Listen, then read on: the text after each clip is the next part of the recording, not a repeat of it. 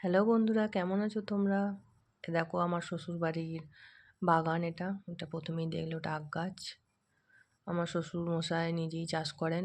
বাগান, ছোটোখাটো বাগান একটা বানিয়েছে। সব রকম গাছই আছে এখানে। এই যে দেখো গোলাপ ফুলটা কত সুন্দর লাগছে না? কালারটা দারুণ। এটা হচ্ছে ঢ্যাঁড়স গাছ। কিরম ঢ্যাঁড়স হয়েছে দেখো, বড় বড় ঢ্যাঁড়স হয়েছে। কেমন লাগছে বলো? দারুণ না? আমরা তো বর্ধমানে থাকি। আমার গ্রামে হচ্ছে দেবীপুর গ্রাম।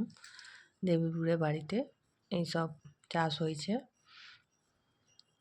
এইগুলো সব কি শাক বলে, পালং শাক, আরও কী সব শাক আছে। ধনেপাতা, ওই দেখো ধনেপাতা গাছ হয়েছে কত। এই দেখো, এটা হচ্ছে ধনেপাতা গাছ।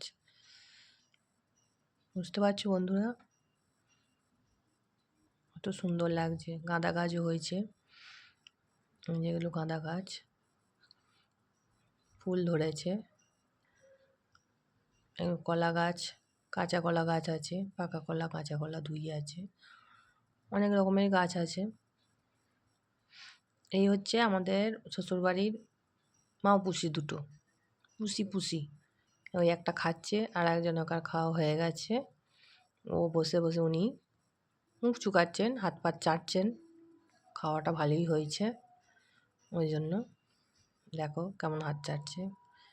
আজকে এই পর্যন্তই বন্ধুরা, সবাই ভালো থেকো, বাই।